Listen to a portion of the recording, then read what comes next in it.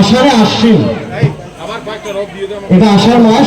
সর্বসাধারণের জন্য এখানে কিন্তু গরম গরম জিলিপি ভাজা, বাচ্চাদের হাতে রথ তুলে দেওয়ার এক বিশেষ অনুষ্ঠান।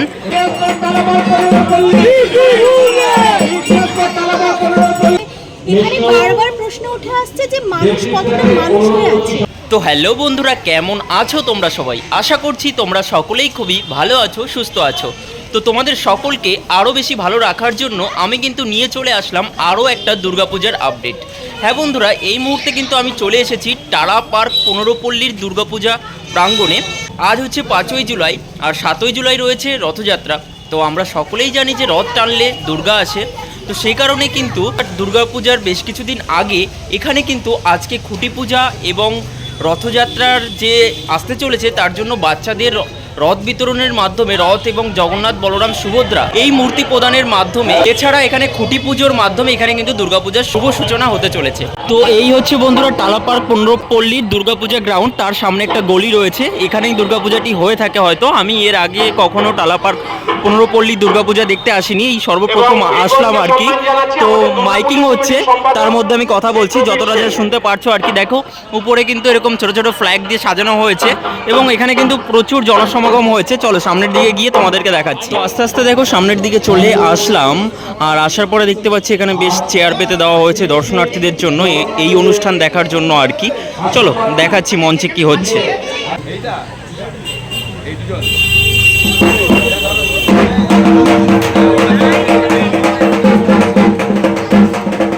টালা পার্ক পল্লীর সকল সদস্য বৃন্দদেরকে অসংখ্য ধন্যবাদ আমাকে আমন্ত্রণ জানাবার জন্য, বিশেষ করে সোনাইদা এবং দীপঙ্করদাকে। মানে একটু আগে প্রিয়দর্শিনী যে কথাটা ভুলে গেলেন, রথ টানলে দুর্গা আসে। তবে আমি একটু অন্যভাবে বলি, আষাঢ়ে আশ্বিন, এটা আষাঢ় মাস, আশ্বিনে দুর্গোৎসব। তো দুর্গোৎসবের সূচনা আশ্বিন মাসে প্রাক রথ উৎসবের মুহূর্তে সূচনা হয়ে গেল এই দুর্গোৎসবের সূচনা। দেখো টালা পার্ক 15 পল্লীতে ঢাকের বাদ্যের সাথে সাথে এবছরের দুর্গাপূজার শুভ সূচনা ঘটে গেল। এখানে কিন্তু এই মুহূর্তে বেশ কিছু কালারফুল রথ এনে রাখা হয়েছে, দোতলা রথ।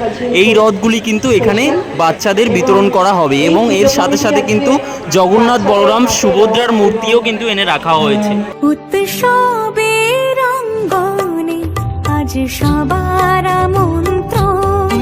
কিছুদিন পরে যেহেতু আসছে রথ, মানে কিছুদিন পরে কি আর একদিন বাদেই যেহেতু আসছে রথযাত্রা উৎসব, আর রথযাত্রা উৎসবে রথের মেলায় যে জিনিসটা সবচেয়ে বিখ্যাত তা হচ্ছে জিলিপি আর হচ্ছে পাঁপড় ভাজা। তো সে কারণে কিন্তু টালা পার্ক 15 পল্লীর তরফ থেকে আজ যে অনুষ্ঠান রয়েছে সেই অনুষ্ঠানের সাথে সাথে এই ক্লাব কমিটির তরফ থেকে সর্বসাধারণের জন্য এখানে কিন্তু গরম গরম জিলিপি ভাজা আর তার সাথে কিন্তু পাঁপড় বিতরণ অনুষ্ঠান কিন্তু এখানে চলছে। দেখতেই পাচ্ছ সর্বসাধারণের জন্য কিন্তু এখানে পাঁপড় বিতরণ হচ্ছে আর তার সাথে জিলিপি। এ এক অভূতপূর্ব দৃশ্য দেখো।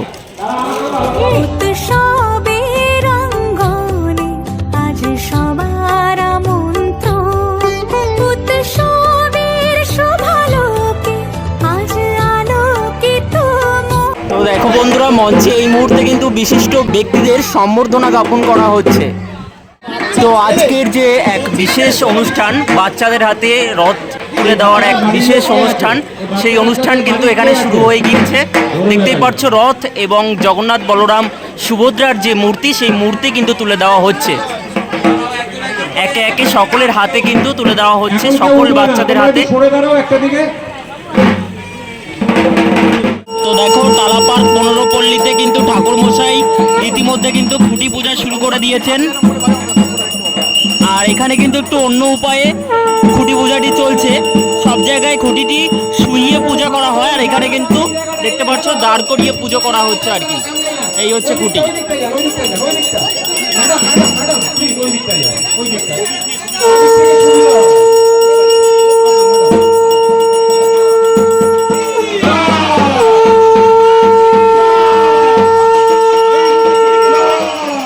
তো দেখো এই সেই শুভক্ষণ, খুঁটি কিন্তু স্থাপন করছেন সকলে, এখানকার কর্মকর্তারা স্থাপন করছেন।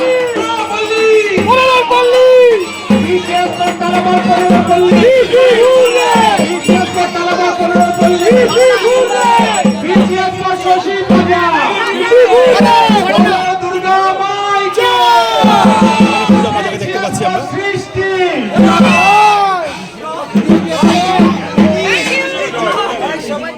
2024-এর ব্যানারের উন্মোচন।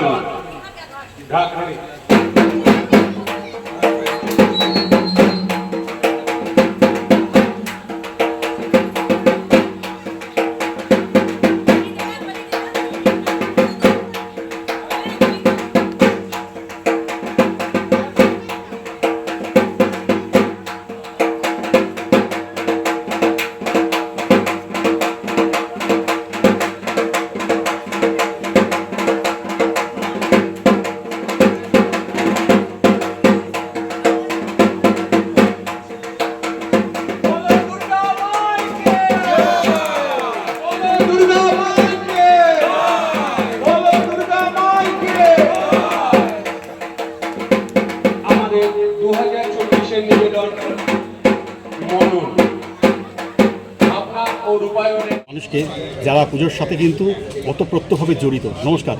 নমস্কার, আমি Tapan Majumdar, friend of group of কোম্পানির ফাউন্ডার। আজ আমরা টালা পার্কের 15 পল্লীর নিবেদনে আমরা এসে উপস্থিত হয়েছি। এখানে আমরা ইনভাইটে এসে আমাদের খুব সুন্দর লাগলো যে টালা পার্ক আগামী দিনে আরও এই সমাজমূলক কাজ করবে এবং তার পাশে friend of group of company থাকবে। এবং ফ্রেন্ড অফ গ্রুপ অফ কোম্পানির মিশন ভিশন এটাই, যে সমস্ত মানুষ আজ ভারতবর্ষের বুকে নিপীড়িত, অবহেলিত, শোষিত, বঞ্চিত, তাদের পাশে দাঁড়ানোর হচ্ছে মেন আমাদের উদ্দেশ্য। এত ভালো লাগছে যে ভাষা নেই এটাকে ব্যক্ত করার। কারণ যে কোনো জায়গাতে আমরা যখন যাই, পুজো মানে একটা আড়ম্বর, কিন্তু সেটা বাহ্যিক আড়ম্বরকে দূরে রেখে আজকে রথ মানে জয় জগন্নাথ বলে যেটা শুরু হয়, একটা বাচ্চাদেরকে সেই সামান্য রথের মাধ্যমে এত বড় আনন্দ দেওয়া যেতে পারে, এটা কিন্তু টালা পার্ক 15 পল্লী সুন্দরভাবে সেটা দেখিয়ে দিয়েছে। থিমটা মন খোঁজে মন মনন। এখানে মানুষ মানে আমি যেটা দেখাতে চাইছি যে মানুষের বারবার অস্তিত্ব নিয়ে প্রশ্ন উঠছে, মান আর হুঁশের অস্তিত্ব। মানুষের দুটো পা দুটো হাত থাকলেই তো মানুষ হয় না।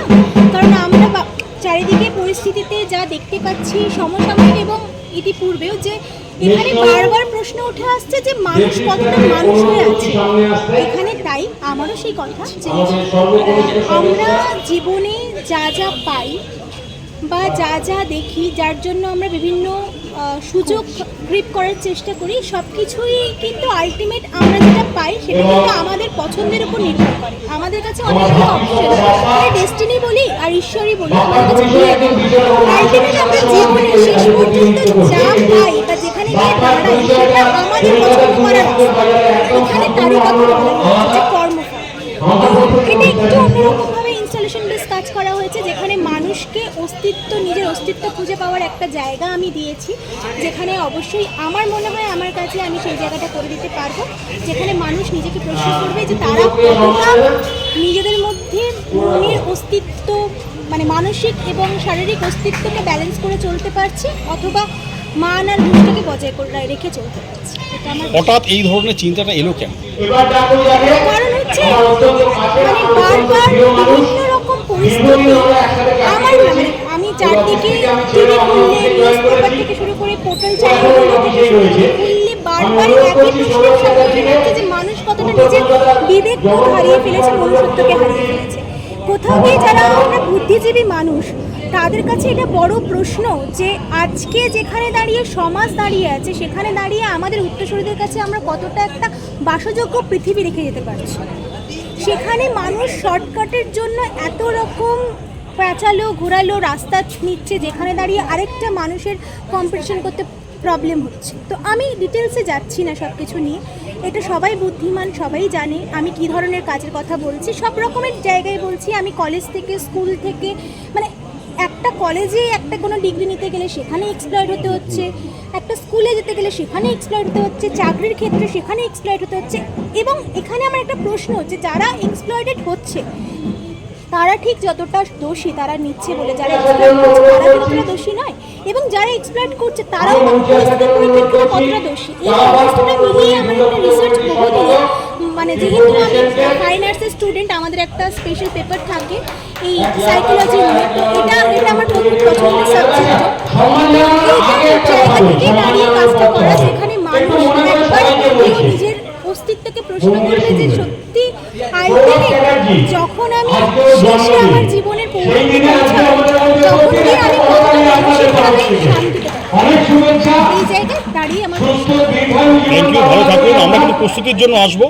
আশা করি তখন আরও কথা হবে আপনার সাথে। হ্যাঁ নিশ্চয়ই বাদবাকিটা রিভিল হবে। আমার কাছে কাজটা একটু চ্যালেঞ্জিং নিশ্চয়ই, কারণ এর আগে আমার পুজোর গ্রাফে আমি এরকম চ্যালেঞ্জিং কাজ করিনি। যদি আমার কাজগুলো দেখে থাকে, আমার কাছেও এটা একটু নিজের জন্য এগিয়ে যাওয়ার লড়াই, যে আমি কতটা আমার কাজগুলোকে আরো এর আগে আপনি কোথায় করেছিলেন এর আগে? আমি গত বছর করেছি রানীপুরের তন্ময়দার সাথে কাজ করেছি। এতক্ষণ ধরে তোমাদেরকে দেখালাম টালা পার্ক 15 পল্লীর শারদোৎসবের শুভ সূচনার যে অনুষ্ঠানগুলি এখানে অনুষ্ঠিত হলো। এত মাইকের আওয়াজ হচ্ছিল, একটা ফাঁকা রাস্তাতে এলাম আর কি, এখানে তোমাদের সাথে কথা বলবো আর কি। তো কথা বলার আর কি আছে, এটাই দেখালাম। এক এক করে তো ভিডিও আসছে। আর এই ভিডিওটা তোমাদের কেমন লাগলো অবশ্যই কমেন্ট বক্সে কমেন্ট করে জানিও, আর লাইক শেয়ারটা করে দিও। আর চ্যানেলে নতুন হয়ে থাকলে এরকম ধরনের ভিডিও আরও দেখার জন্য চ্যানেলটিকে সাবস্ক্রাইব করে নোটিফিকেশান বেল বাটনটি অবশ্যই অল করে রেখো। তো চলো ফিরছি খুব তাড়াতাড়ি আরও একটা দুর্দান্ত ব্লগের সাথে। চলো টাটা, বাই বাই।